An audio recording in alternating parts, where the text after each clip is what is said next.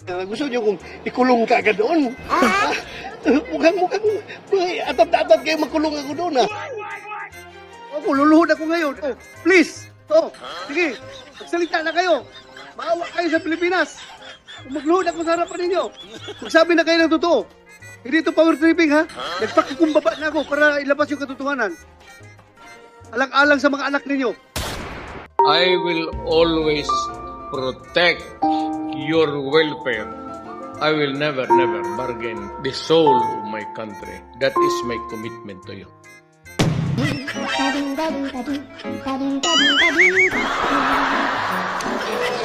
Nawawala ako sa plano kong salita. Grabe talaga, no? Hindi pa rin nawawala yung kanyang pambububo, no? Magagandang babae. Hindi man kita kagabi kahit hindi ako tulog. Kaya pinilit kong matulog para maging totoo ang panaginip ko. Mamasyalo tayong dalawa nang biglang may mang-hold up sa atin. Hinawakan ko raw ang iyong kamay at ikaw ang ginawa kong panangga. Ang ganda ng panaginip ko dahil ikaw lahat may tama. Ako wala. Maring, nga numihilak man ka. Ayaw naghilak. Mintas naapa ko paning kamutan ako. Nga ma-impeach kina si Sarah para di na ka mabalik sa personal. Laruhan na Maring ha? Takuyawan na naman kay ko.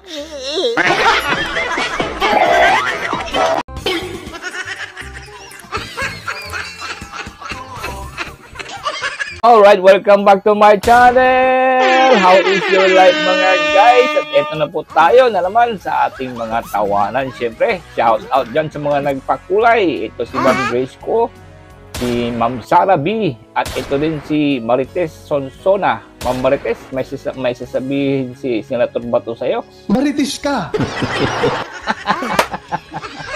Joke lang po yun. Alright, tanong ko sa inyo mga guys, bakit nga ba kayo ay pro Duterte? Bakit? Baka nakalimutan nyo, ito ang magandang reminder sa ating lahat at saka sa mga loyalista nga. Pakinggan nyo to at saka tuloy-tuloy na po tayo dito kay Tatay Diggs. Let's go, Tatay Diggs. Noong 2016, sa isang bansang sugatan, may isang taong tumayo, humarap at nanindigan para sa ordinaryong Pilipino. Rodrigo Roa Duterte. Droga, dinabanan, hustisya, pinainting, kriminal, hinarap.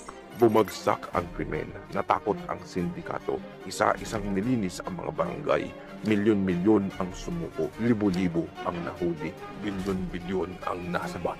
Nagpatayo ng iba't ibang infrastruktura kabilang ang mga mega rehab centers para sa mga gustong magbagong buhay. Pinalakas ang PDEA, iniangat ang kapulisan at pinatibay ang hukbong sandatahan.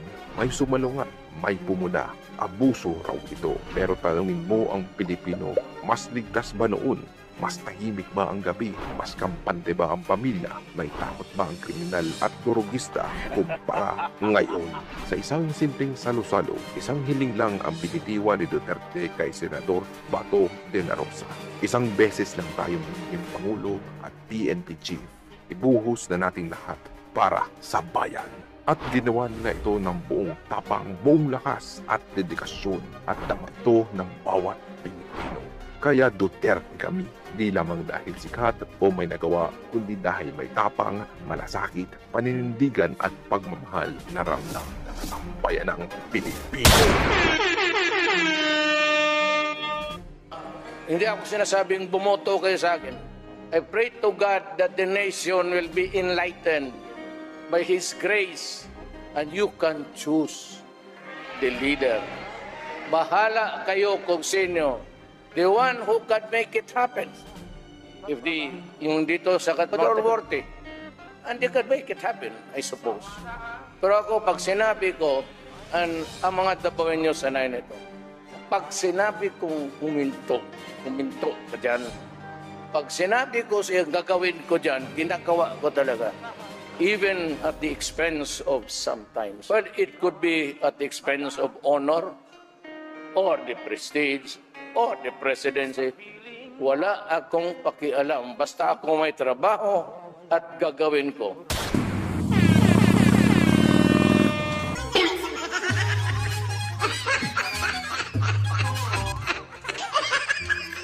ako, naalala ko. Kasi lagi sinasabi, di ba? Di ba pag natumba tayo, Pilipino, pag natumba yung bata, nagagalit yung magulang. Di ba? Oh. Nadagba ko. Sinundo niya ako sa paaralan.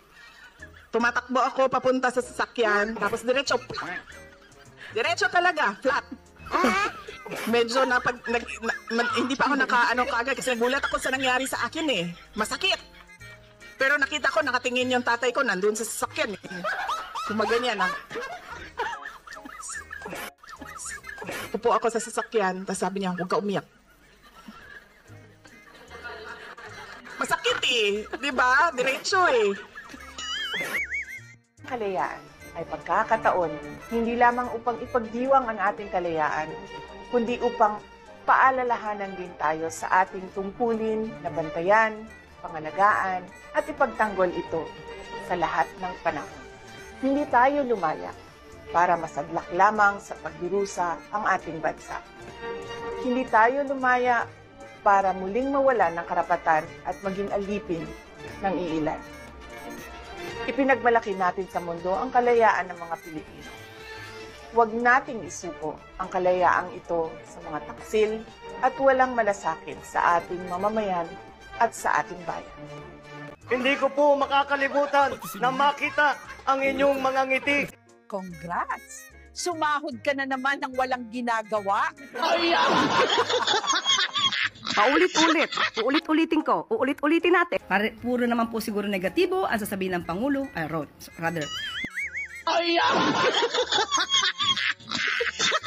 Now, let me ask you this. Ano na ho nangyari doon sa pinapasoli naman sa iyo ng Commission on Audit noong 2015 nung ikaw ay Board of Director ng PhilHealth? Umabot sa 1,760,000 na mga bonus at allowance ang pinamudmud ninyo sa mga sarili ninyo dyan sa PhilHealth bilang mga opisyal. Ipaliwanag mo nga, ha? May approval ba ng palasyo yon? Nabigyan nyo ng mga bonus yung mga pagmumukha ninyo, ha? Nung ikaw ay board of director yan, inaprubahan mo, isa ka sa mga nag-aproba.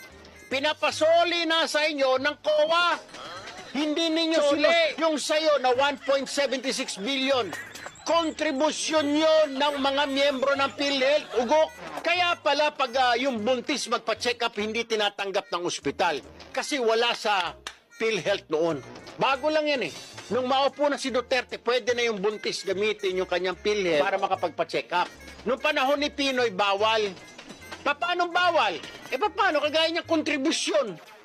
Oh, ginamit niyo pang bonus sa mga sarili niyo mga bibigyan niyo ng lalaki na ng sweldo niyo, bibigyan niyo sarili niyo ng mga bonus allowance.